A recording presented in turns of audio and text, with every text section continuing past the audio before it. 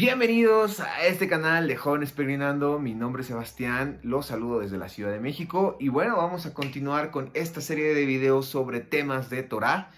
En esta ocasión vamos a seguir con el análisis del libro de Shemot, el libro de los nombres, que así se le conoce en hebreo y bueno, en latín también, más bien se le conoce en latín como Exodus, ya traducido al español como Éxodo. Y bien, los temas pasados o los videos pasados hemos estado analizando tanto el final del libro de Bereshit, ¿no? El cual ya estudiamos de manera completa, desde la creación del hombre, pasando por Abraham, y de ahí como el Eterno escoge a su descendencia para que traigan una gran bendición para todo el mundo. Y pues bueno, con eso la historia de este pueblo, la cual continúa justamente en este libro de Shemot. En estos estudios sobre el libro de Shemot, o bueno, el estudio pasado más bien que llevamos uno, analizamos o vimos cómo este pueblo de Israel, después de haber llegado a la tierra de Egipto por esta obra que hace el Eterno a través de Yosef, quien salva tanto al pueblo de Israel en ese momento que era pues un grupo pequeño, ¿no? Básicamente la familia cercana, y de ahí también pues bendice, ¿no? También a otros pueblos, ¿no? Incluyendo el egipcio. Vimos que por esa obra, pues el pueblo de Israel, ¿no? Los hijos de Israel son introducidos justamente a Egipto, vienen a habitar a esta tierra, se les da una tierra que es la de Gosén, una tierra fructífera, una tierra donde iban a estar alejados de la idolatría, de todo esto, pero bueno, al final de cuentas vimos que en realidad no se conservan así. Pasa un tiempo y se empiezan a alejar, ¿no?, del creador, se empiezan a mezclar con todo lo que sería la cultura egipcia, con todas estas tradiciones de hombres, con toda esta forma de vivir lejos de lo que el creador quería para ellos, y entonces se empiezan a esclavizar. Se esclavizan no solamente de manera física, ¿no? Por las deudas, por el compromiso que habían adquirido ante el faraón y todo esto, sino también se empiezan a esclavizar por toda la idolatría en la que empiezan a caer y por todas esas emociones que empiezan a generar en su corazón y que empiezan a introducir justamente Egipto en su corazón. Y eso fue lo que vimos, que se esclavizan de esta forma y que además obviamente esa esclavitud pues les trae padecimientos y les trae esta prueba tan complicada que tienen que pasar el pueblo de Israel, viviendo tanto en este ambiente pues nada favorable, como también toda esta idolatría, ¿no? Porque a pesar de que obviamente había mucha gente que estaba en este pecado de idolatría, pues también había un remanente que padecía por todos estos errores que había cometido en general el pueblo de Israel, y que estaban esperando justamente a ese liberador. Que también ya vimos, ¿no? El Eterno escoge a este hombre, ¿no? Llamado Moshe, ¿no? Moisés, el cual creció justamente en Egipto. Él primero, ¿no? Nace, ¿no? Obviamente del pueblo de Israel, de la tribu de Leví, ¿no? Y bueno, es entregado al palacio, esto como plan del Eterno para salvar su vida ante toda esta estrategia que habían armado los egipcios de eliminar a los israelitas porque se estaban multiplicando. Y bueno, ya igual ya estudiamos cómo llega hasta Palacio, ¿no? Sin obviamente perder nunca esa identidad que tenía desde chico Moisés, sabiendo que él era hebreo y que había crecido con toda esa, pues sí, con toda esa instrucción, con toda esa dirección sobre cómo debía de vivir en relación también al Eterno, y cómo tenía que no olvidar que él era hebreo, ¿no? Y vimos eso, vimos cómo él tiene que huir de Egipto ante este conflicto que tiene al momento de defender a uno de sus hermanos, el pueblo de Israel, ¿no? Y tiene que huir porque, pues bueno, va a ser castigado obviamente, huye, se escapa y vive lejos, bastantes años, lejos de todo esto, de todo este palacio y todo esto. Pareciera que, bueno, en ese momento ya la vida de Moshe, digamos que acaba en relación al pueblo de Israel, pero vamos a estudiar que no es así, sino fue un momento en el cual él se alejó para esperar a que todavía se preparara tanto él como también el pueblo de Israel, porque estaba algo a punto de suceder grandioso en relación a el Eterno y su pueblo. Por otra parte, pues vemos obviamente que en todo este tiempo pues va subiendo más la presión de toda esta esclavitud, ¿no? Ya el pueblo está desesperado y empiezan a clamar ahora sí al Padre, empiezan a clamarle, aun cuando en realidad no lo conocían como tal, por todo lo que se habían alejado, por toda esa distorsión que había sucedido con la obediencia que se les transmitía, ¿no? De manera oral, de padres a hijos. Todo eso pues había distorsionado y a pesar de todo eso, pues ellos estaban clamando porque fueran liberados. Y es en ese momento cuando entonces el Eterno llama a Moshe para que sea este liberador que va a venir justamente a sacar a este pueblo de Egipto y a su vez también traer un juicio a esa nación, la cual pues también ya había caído en un aspecto totalmente, digamos que distanciado del propósito que el Eterno tenía, o el principal, ¿no? Inicial, junto también con todas las naciones de Canaán que habían ya caído en un momento donde ya habían contaminado la tierra y que necesitaba ya el Eterno hacer un juicio para sacar a todas esas naciones y necesitaba un instrumento que en este caso iba a ser el pueblo de Israel. Y bueno, eso es lo que hemos estado estudiando, lo que hemos estado analizando. En esta ocasión vamos ya a ver cómo el Eterno escoge a este hombre, a Moshe, y también vamos a ver cómo lo llama, porque eso es algo muy interesante, muy importante. En el llamado que tiene Moshe vamos a ver mucha instrucción, vamos a ver una sombra muy interesante sobre el Mesías, y también vamos a ver instrucción para nuestra vida. Y bien, ya comenzando, vamos a analizar entonces primero el capítulo 3. Y del verso 1 al 6 vemos a Moshe, bueno, ya en esta tierra de Madián, a la que huye después de todo este conflicto que tuvo en Egipto. Huye a Madián, de ahí ya conoce a su esposa, es Sípora. Igual pues tiene pues esta relación con la familia de su esposa, ¿no? Sus hermanas, su suegro Yitro, que es sacerdote de Madián. Y bueno, con él pues empieza a vivir durante todos estos años, ¿no? Que no fue poco tiempo, sino fue bastantes años que estuvo él habitando ahí.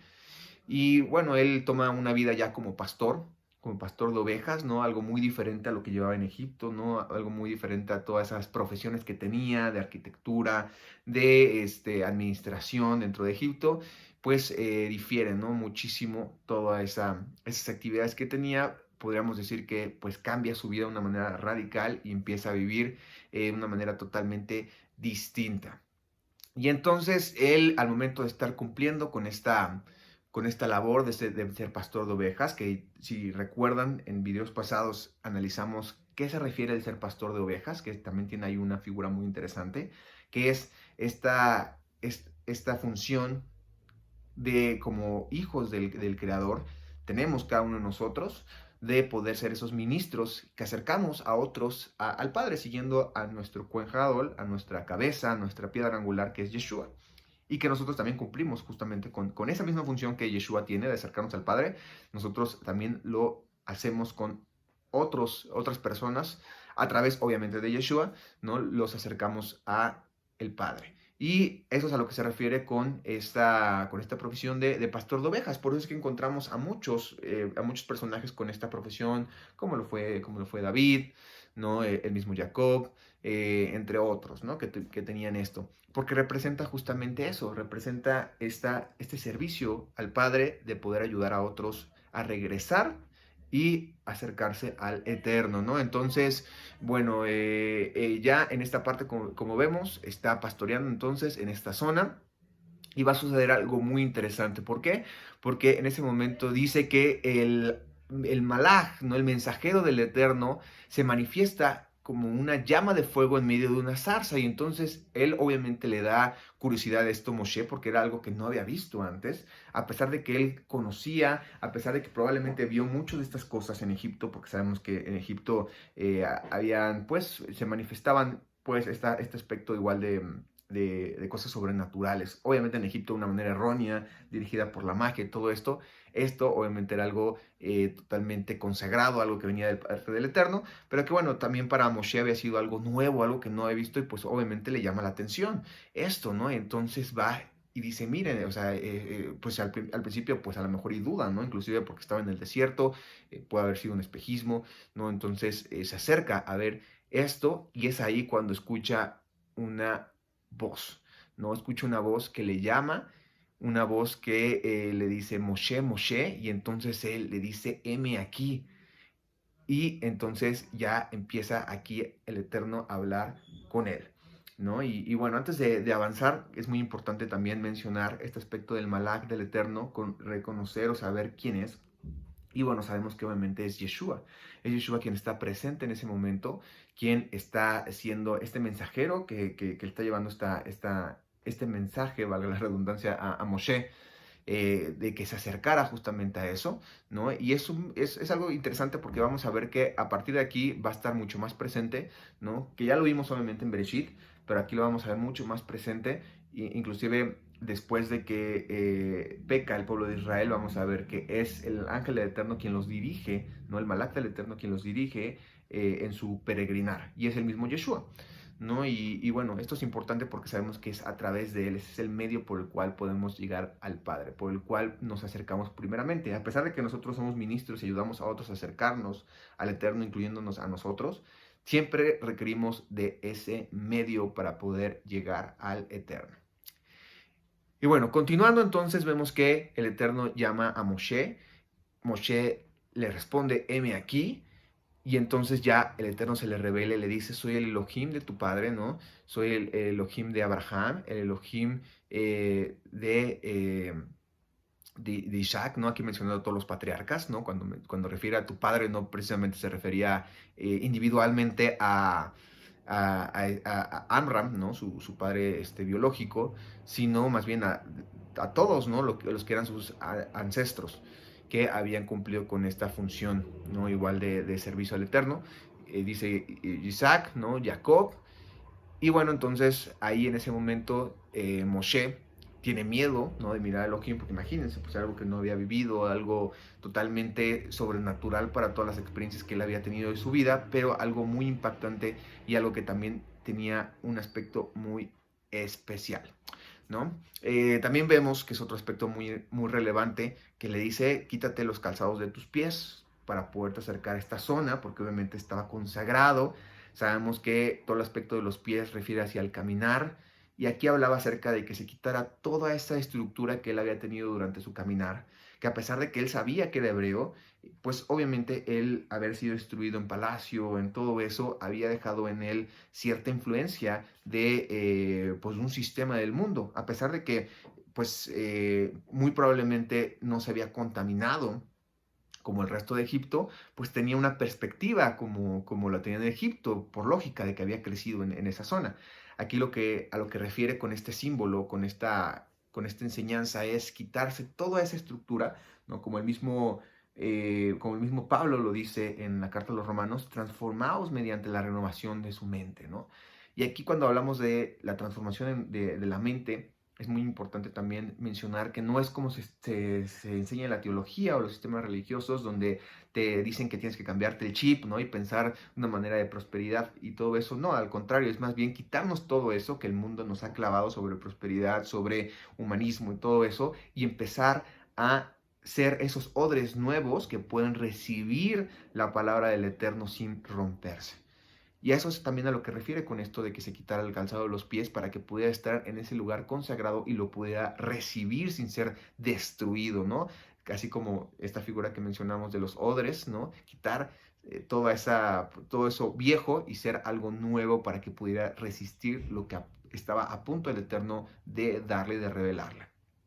De ahí pasamos al siguiente aspecto, que le dice, acércate a la presencia, no sé, caminar en el mundo, perdón, eso ya lo vimos, le dice, acércate. Y aquí es también muy interesante mencionar que esta palabra, cuando dice que lo llama a Moshe, es la misma palabra que se ocupa para iniciar el libro de Vaikra, justamente, que así inicia el libro que se conoce en latín, perdón, como Leviticus.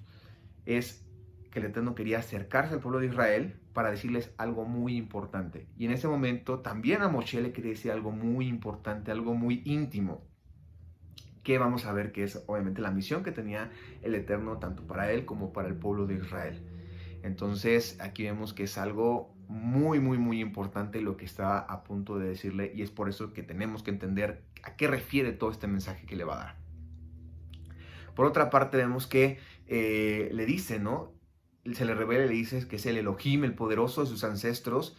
Y aquí vamos a ver dos aspectos muy interesantes también. Número uno, aquí le revela la promesa, esa promesa que le había dado a Abraham, ¿no? Como ya lo hemos estudiado, lo vimos en el libro de Bereshit.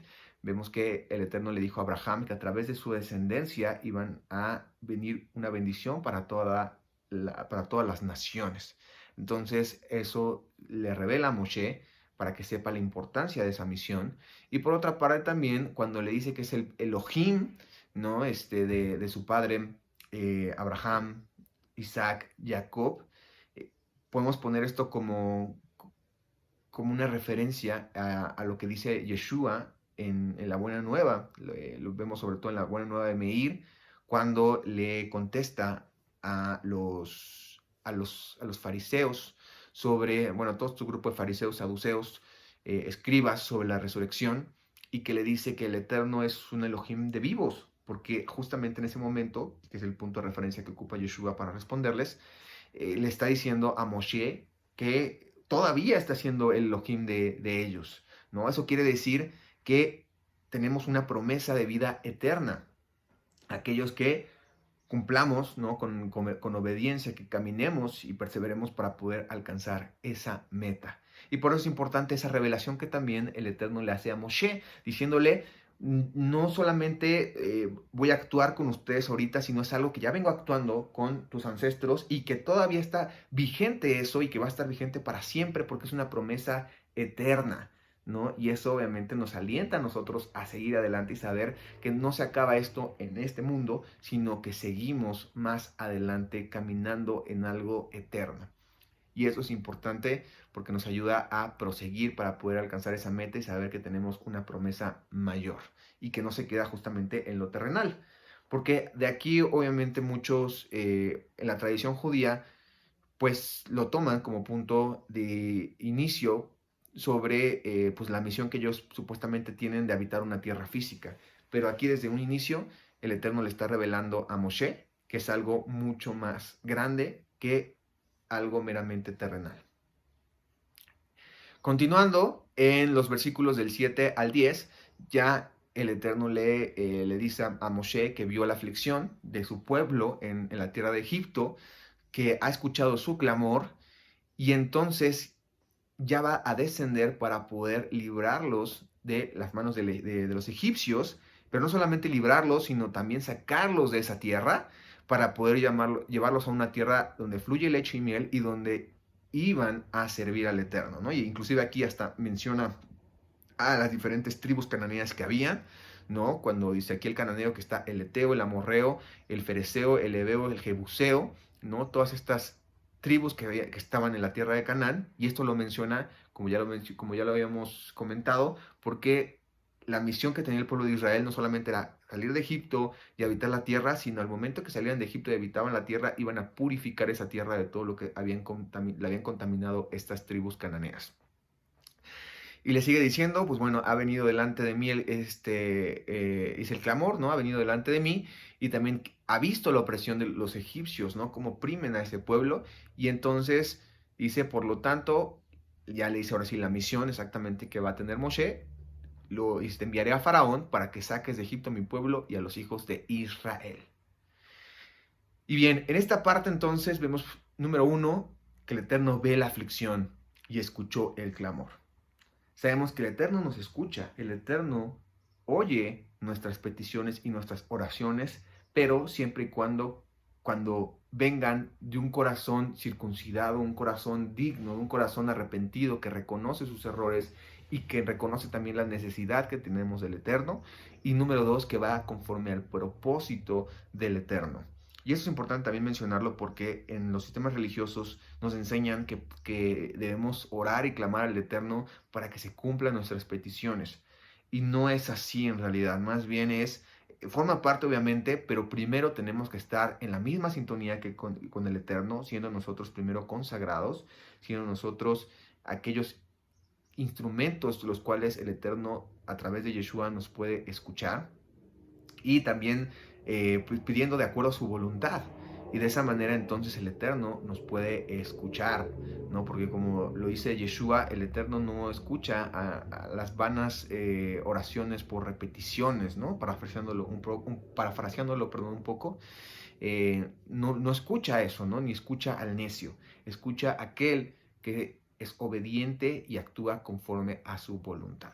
Por otra parte, como mencionaba, el Eterno va a enviarlos con un propósito mayor, no solamente es salir de Egipto para librarlos de esa esclavitud y que habiten en una tierra, sino es que en todo ese proceso ellos bendigan a otros grupos, otras naciones, comenzando con la purificación de la tierra de Canaán, para que entonces en esa tierra, a través de la descendencia de ellos, pueda venir Yeshua y entonces bendiga a el resto de las naciones, dándoles esa oportunidad. Y por último, pues habla acerca de esta tierra prometida, que como ya vimos, no es algo meramente terrenal.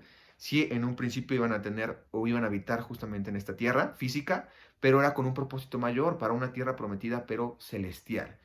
Y ya lo analizamos como desde que menciona la promesa de sus ancestros y cómo todavía es su Elohim, ¿no? Porque es una promesa mayor, una promesa eterna, ¿no? Que es una promesa con un enfoque celestial.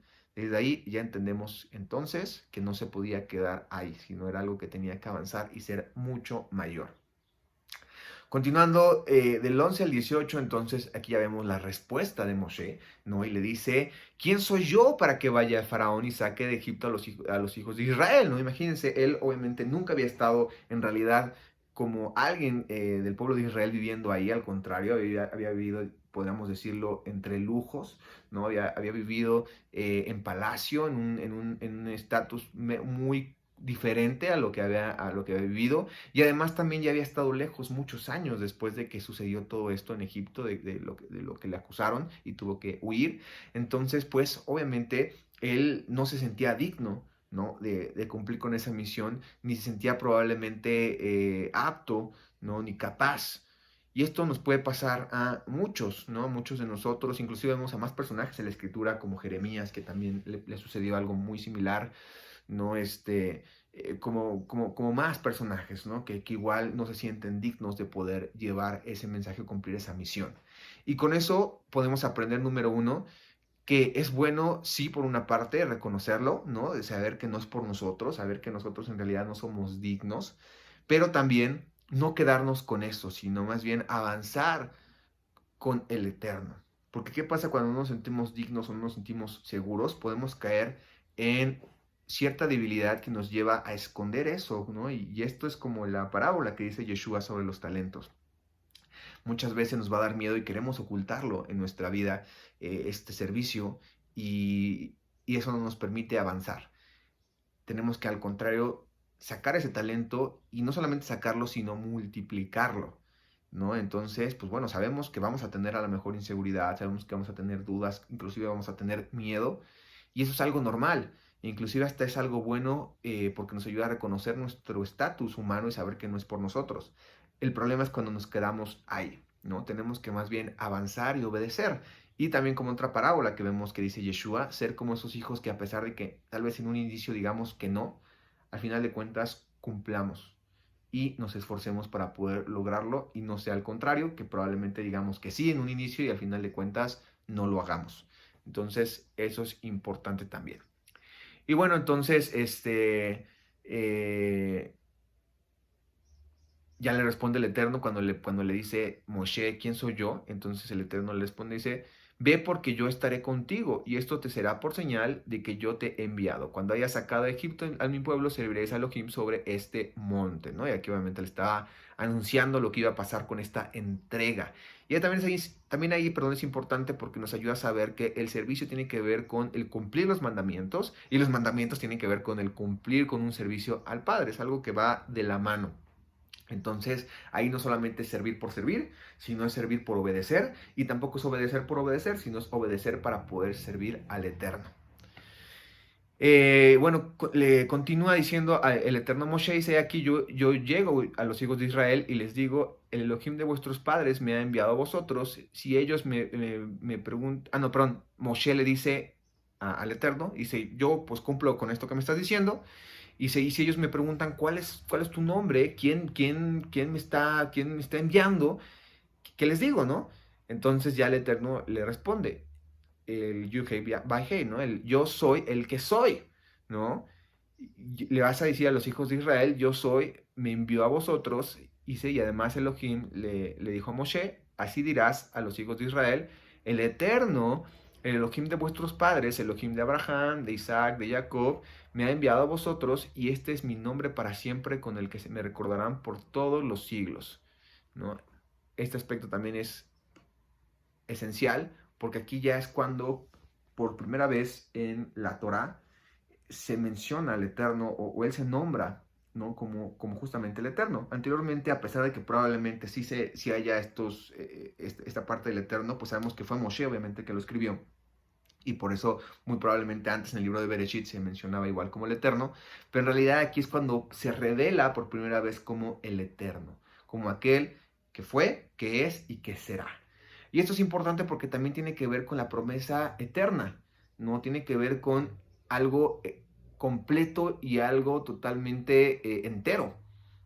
También porque obviamente el pueblo de Israel había conocido en Egipto a diferentes deidades, pero eran deidades limitadas. De hecho, habían deidades para diferentes cosas porque no había ninguna deidad que podía abarcar todo.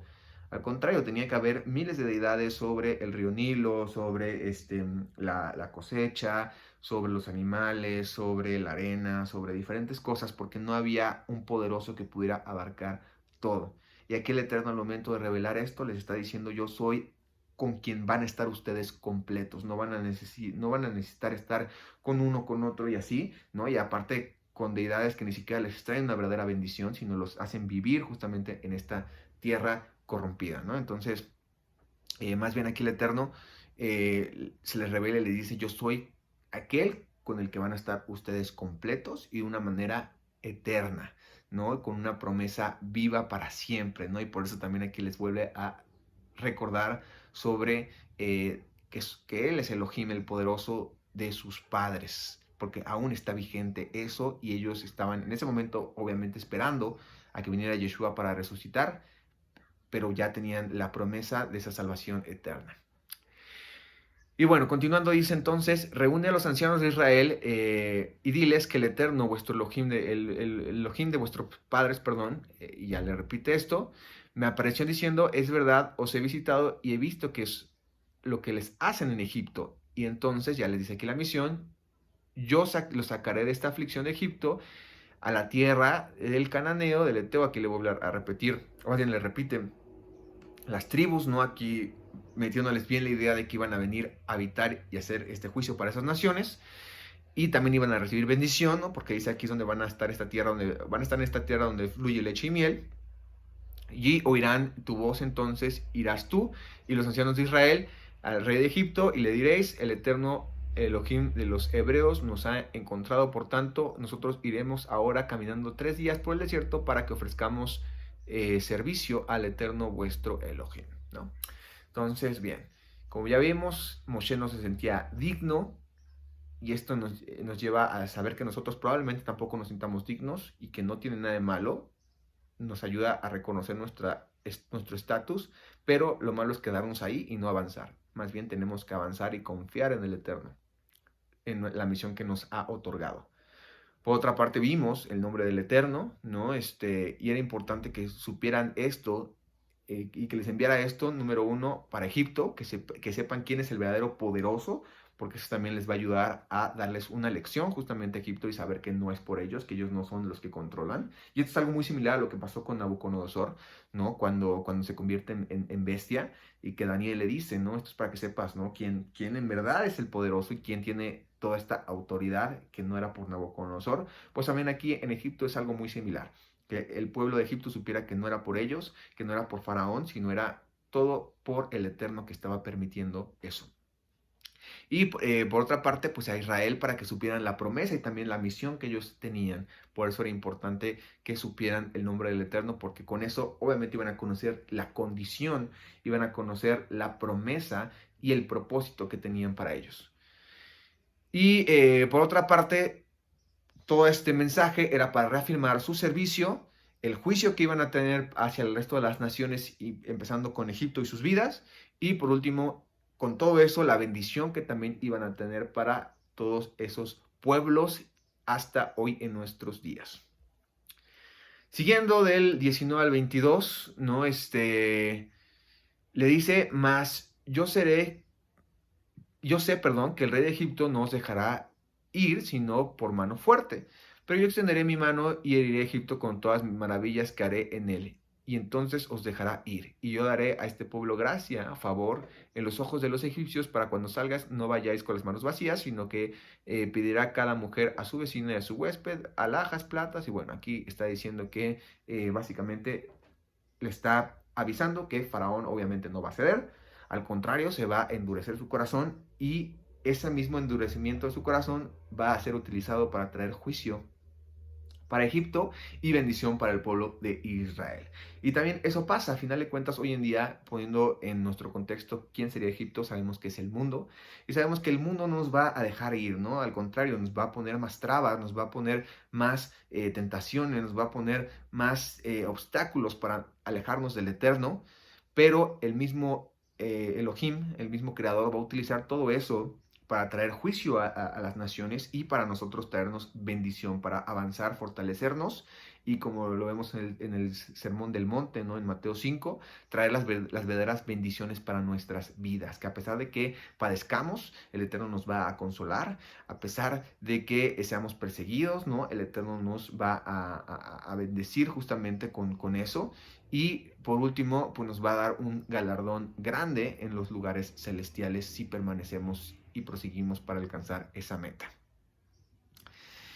Como vemos, pues cuando el mundo se aferra, pero el Eterno, nuestro Elohim, es el que nos libera si obedecemos y recibimos su juicio en nuestra vida para crecer y purificarnos. Y por otra parte, pues el mundo también va a terminar rendido al Eterno, ¿no? Sabemos, eso dice en Apocalipsis, que a final de cuentas, pues todos se van a rendir, ¿no? Para reconocer primeramente a Yeshua, obviamente, pero al final, ¿quién es el último punto? El Eterno, quien es el que se merece todo, ¿no? Continuando ya en el siguiente capítulo, ya pasando a Éxodo 4, vamos a ver del 1 al 9, que entonces Moshe todavía tiene dudas, todavía pues se siente desconfiado y le dice al Eterno, he aquí, ¿qué pasa si ellos no me creen? Dice, ellos no van a oír mi voz porque dirán, no te ha parecido el Eterno, y el Eterno entonces le dice, ¿qué es eso que tienes en tu mano? ¿No? Después de todo esto que cuestiona Moshe, y él respondió, una vara. Entonces el Eterno le dijo, echa a la tierra, y él echó a la tierra y se hizo culebra, y Moshe huía de ella. Entonces Elohim, el Eterno, le dice a Moshe, extiende tu mano y tómala por la cola, y extendió su mano y la tomó y se volvió vara en su mano. Y dice, por esto creerán que te ha parecido el Eterno, Elohim de tus padres, le voy a repetir, ¿no? De todos los ancestros. Y además también le dijo, Elohim, mete tu mano sobre tu seno, ¿no? Y él metió en la mano su seno, y cuando la sacó, aquí estaba llena de lepra, como la nieve. Y entonces el Eterno le dije, vuelve a meter, la vuelve a meter, y al momento de sacarla, pues ya estaba sana, ¿no? Ya estaba sin eso. Después le dice, he aquí que se había vuelto, ¿no? Como otra carne, o sea, nueva. Y si aconteciere que no te creyeren ni obedecieran a la voz en la primera señal, creerán a la voz de la postrera. Y si aún no creerán estas dos señales, ni oyeren tu voz, tomarás de las aguas del río y las derramarás en la tierra, y se cambiarán aquellas aguas, tomarán del río y se hallarán sangre en la tierra. Aquí también vemos una sombra muy interesante sobre tres elementos, ¿no? Primeramente la vara, que se volvía culebra, y al sujetarla, pues bueno, se volvía a convertir en vara. La lepra, ¿no? En su mano de Moshe, que representaba pues esta sanidad y esta purificación, y el agua en la sangre, que también representa un juicio. Son esas tres cosas. Número uno, sujetar al adversario, ¿no? Que esto es lo que iba a venir a hacer, de hecho, Yeshua, por eso es una sombra y figura. Iba a venir a sujetar al adversario, ¿no? A esa serpiente, le iba a venir a controlar, como ya lo estudiamos en Mateo. Por otra parte, iba a venir a traer purificaciones a aquello que estaba muerto, aquel remanente, o más bien aquellas ovejas perdidas de la casa de Israel que estaban, así como la hija de Jairo, muertas, los iba a venir a revivir. Y por último, aquellos que no iban a creer, entonces les iba a traer ese juicio, que es lo que vemos que también pasa en la época de Yeshua en el primer siglo, con aquellos que no creyeron, pues les trajo juicio, y también va a traer, obviamente, en nuestra época más adelante, juicio para aquellos que no creen. Y esto es una sombra y figura de lo que iba a venir a ser Yeshua. O sea, sujetar al adversario, la purificación, consagración de nuestras vidas, y por último, ese juicio. Y de hecho este juicio, por ejemplo, lo vemos en Mateo 16, del 3 al 4, dice aquí Yeshua contestándole a aquellos que le estaban pidiendo una señal, dice, y por la mañana hoy habrá tempestad porque tienen areboles, perdón, en el cielo nublado, dice, hipócritas, sabéis distinguir el aspecto del cielo, mas las señales de los tiempos no las podéis distinguir. Dice, la generación mala y adúltera demanda señal, pero señal no será dada, sino la señal del profeta Jonás, y dejándoles se fue, ¿no? Y aquí habla acerca de que Yeshua iba a resucitar, y obviamente con esa resurrección que el Eterno le iba a dar a Yeshua, pues iba a traer también más adelante juicio para aquellos necios que no habían creído, aquellos incrédulos. Y bueno, siguiendo del verso 10 al 17, entonces todavía Moshe sigue con la misma actitud, no desconfianza, y le dice, ay Señor, yo nunca he sido hombre de fácil palabra, ni antes ni desde que tú hablas a tu siervo, porque soy tardo en el habla y torpe en la lengua. Y entonces el Eterno le respondió, y ya aquí pues, me imagino una manera pues ya más, pues sí, más molesto el Eterno con esta actitud de Moshe, diciendo pues incrédulo también, ¿no? Y dice, ¿quién dio la boca al hombre? ¿O quién hizo al mudo y al sordo, al que ve no, perdón, o quién hizo al mudo y al sordo, al que ve y al ciego? Dice, ¿no soy yo el Eterno? Ahora pues ve y yo estaré con tu boca y te enseñaré lo que hayas hablado. Y todavía Moshe dijo, ay Señor, envía, te ruego, por medio del que debes enviar. Entonces el Eterno se enojó contra Moshe y le dijo, ¿no conozco yo a tu hermano a Aarón, el levita, que él habla bien? Y aquí que él saldrá a recibirte, y al verte se alegrará en su corazón. Tú hablarás con él y pondrás en su boca las palabras, y yo estaré con tu boca y con la suya, y os enseñaré lo que halléis de hacer, y él hablará por ti al pueblo, y él te será a ti lugar de boca, y tú serás para él lugar de Elohim, y tomarás en tu mano esta vara con la cual harás señales, ¿no? Nuevamente Moshe, no soy de fácil palabra. ¿Y qué significaba esto? Pues que él, obviamente, al no estar con el pueblo de Israel, pues no se sentía digno, no se sentía capaz de hablar al pueblo y que le hicieran caso. Entonces el Eterno le responde, le dice que es él el que hace oír y abre los ojos, o sea, es el que da la enseñanza y la interpretación, y no solo no solamente a través de los mandamientos, sino a través también de la enseñanza de Yeshua. Y aquí es lo que vemos en la profecía, de hecho, de Isaías 35, cuando dice, entonces los ojos de los ciegos serán abiertos y los oídos de los sordos se abrirán, a través de la enseñanza de Yeshua. Con esto entendemos que no es a través de nosotros, es a través de la enseñanza de Yeshua. Y ahí es doble enseñanza. Número uno, volvemos a lo mismo, no es por nosotros, no se trata de lo que nuestra carne hable, ni siquiera para nosotros mismos. Y por otra parte es a través de Yeshua solamente, ¿no? Como lo dice también Pablo, ¿no? En la carta a los Romanos, que es todo a través de Yeshua, porque nosotros somos indignos, nosotros no somos capaces de llevar esa purificación, pero sí a través de Yeshua, creyendo como lo hizo Abraham, entonces podemos recibir esa circuncisión en nuestro corazón, y entonces sí poder llevar la palabra a otros para que sean abiertos sus ojos y sus oídos, y de esta manera puedan ver el reino, como le dice Yeshua también a Nicodemo, ¿no?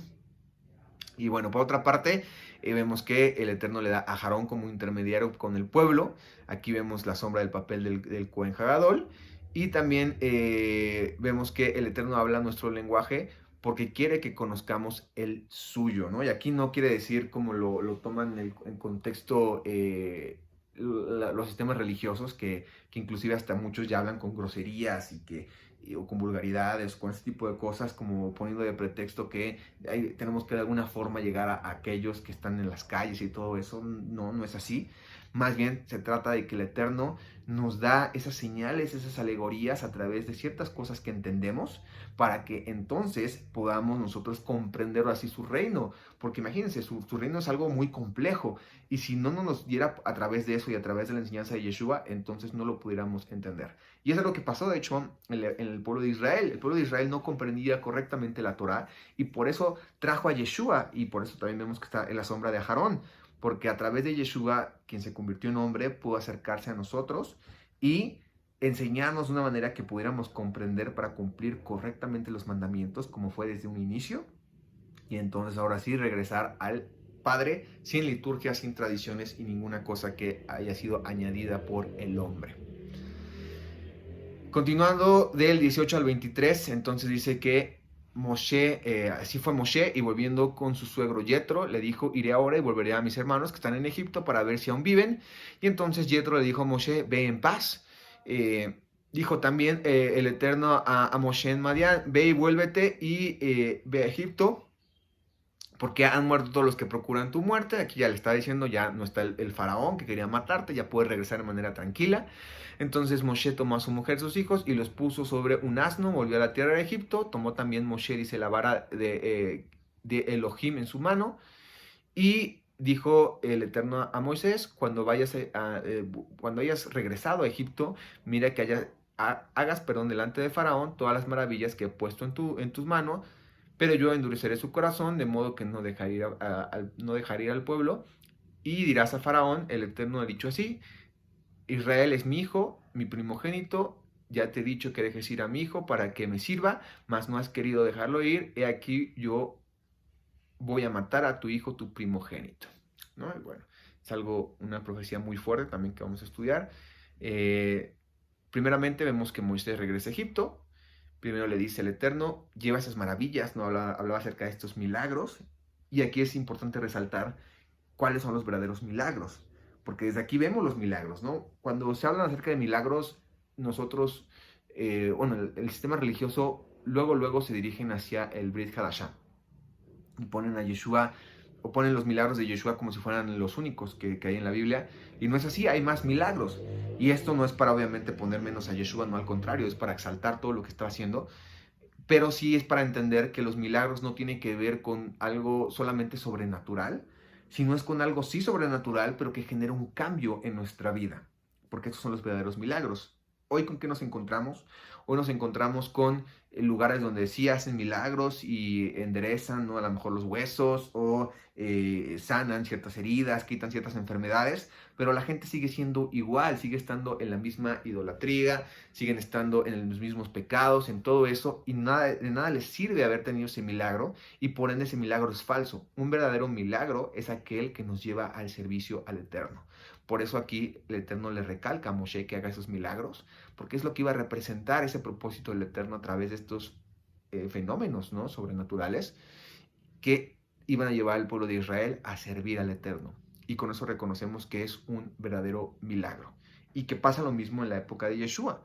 Era para exaltar al Eterno, era para demostrar al pueblo, al remanente, que eso los tenía que llevar a servir al Eterno y no regresar a su pecado, como Yeshua le dice a aquel hombre inválido en el estanque de Shiloé.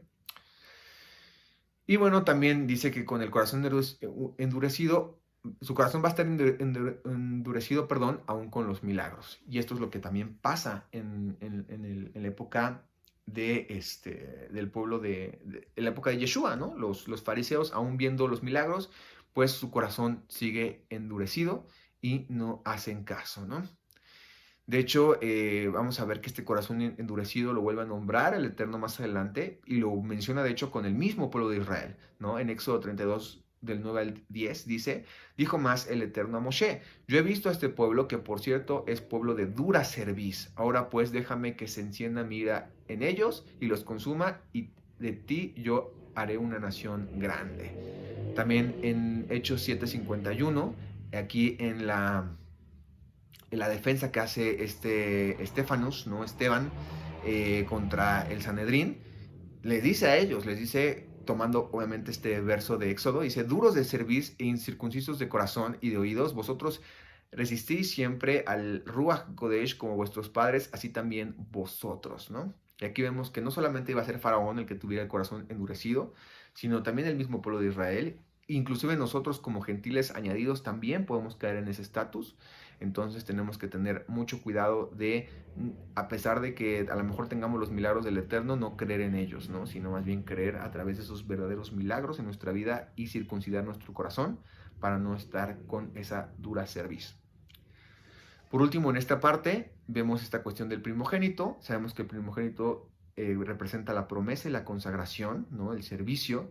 Y al momento de morir Yeshua le fue quitado justamente esa autoridad al adversario. Por eso es que es una sombra y figura también de cómo le iba a quitar pues esa autoridad que tenía el adversario en este mundo y se le iba a dar a Yeshua, ¿no? Y bueno, eso es lo que representa. Por eso el Eterno le dice a Faraón, porque has sometido a mi primogénito, hablando de Israel, que obviamente sabemos que era una sombra y figura, más bien aquí se refería a aquellos que había consagrado, porque sabemos que el Eterno solamente tiene un hijo, ¿no? Es unigénito, es Yeshua, y nosotros obviamente somos adoptados a través de Yeshua, ¿no?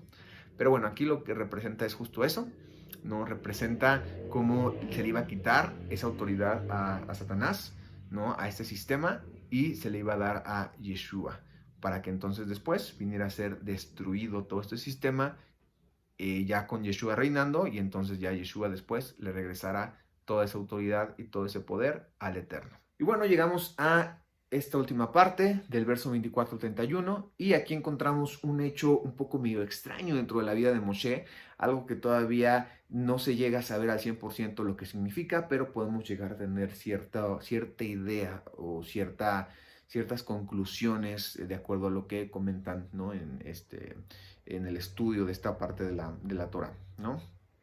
¿Qué sucede aquí? Vemos que el Eterno dice que sale al encuentro de Moshe y quiso matarlo, ¿no?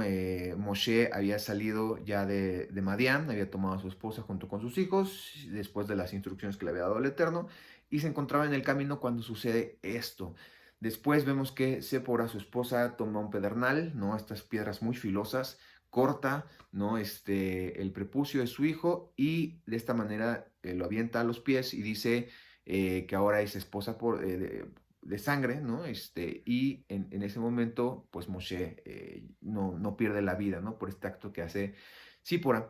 Este evento, muy probablemente, o lo que dicen que significa, ¿no? Lo que se entiende que por lo cual sucedió es por dos causas. La primera es, por una parte, al momento de que Moshe había vivido en Madián, obviamente se había alejado un poco de todo lo que era, lo que se llevaba como costumbre dentro del pueblo de Israel, y sobre todo también seguir ciertos mandamientos donde se incluía en ese momento el mandamiento del Brit Milá, ¿no? El corte del prepucio.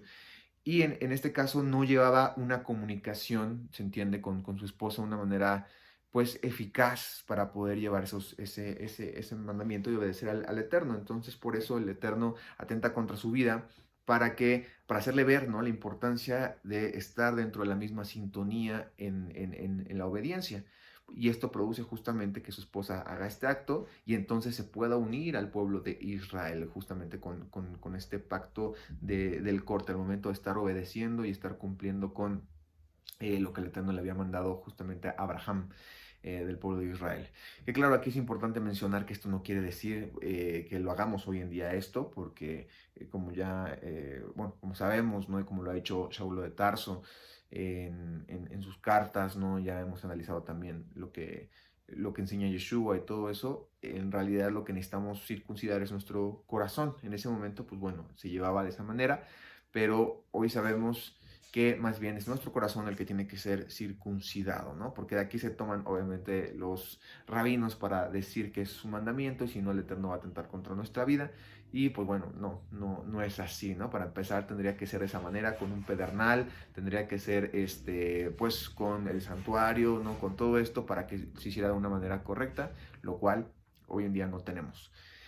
Por otra parte, también sabemos, no podemos entender que el Eterno permitió esto para que no fuera la esposa de Moshe junto con sus hijos a acompañarlo, porque iba a pasar por un momento muy complicado, un momento de prueba, ¿no? En Egipto, y probablemente le hubieran estorbado a Moshe en su misión. Entonces, también aquí, probablemente por eso el Eterno lo hizo, porque se entiende que si por ahí sus hijos se van, y más adelante vemos que se vuelven a encontrar, los lleva Yitro, ¿no? El suegro de Moshe, pero en ese momento se regresan.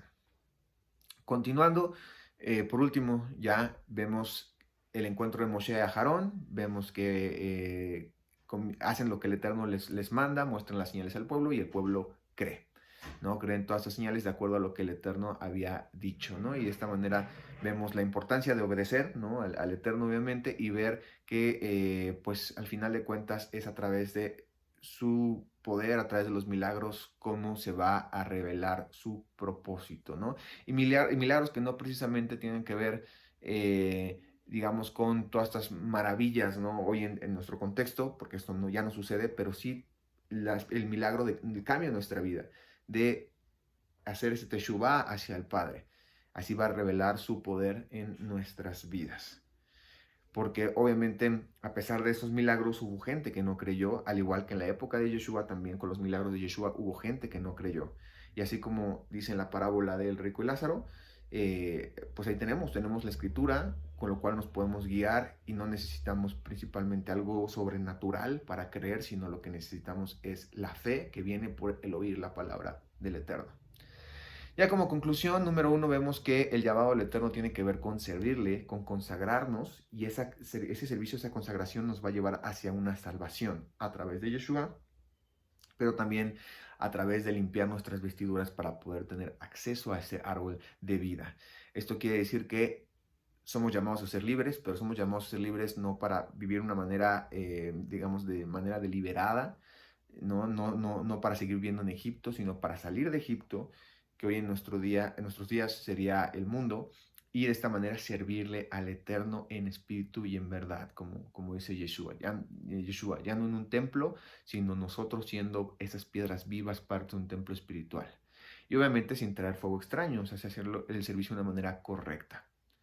Por otra parte, vemos que la promesa, esta tierra prometida, es la bendición que nos da el Padre a través de Yeshua para tener redención con su entrega. Y que la tierra que hoy en día nosotros nos enfocamos o que buscamos, y que es la que de hecho desde antes se enfocaban, es la tierra celestial. Que a pesar de que en su momento sí tenían que llegar a una tierra física, el punto final era que a través de esa, más bien en esa tierra física y a través de esa herencia, a través de esa descendencia viniera Yeshua para ser de bendición para todas las naciones y que en su momento pudieran regresar a los lugares celestiales.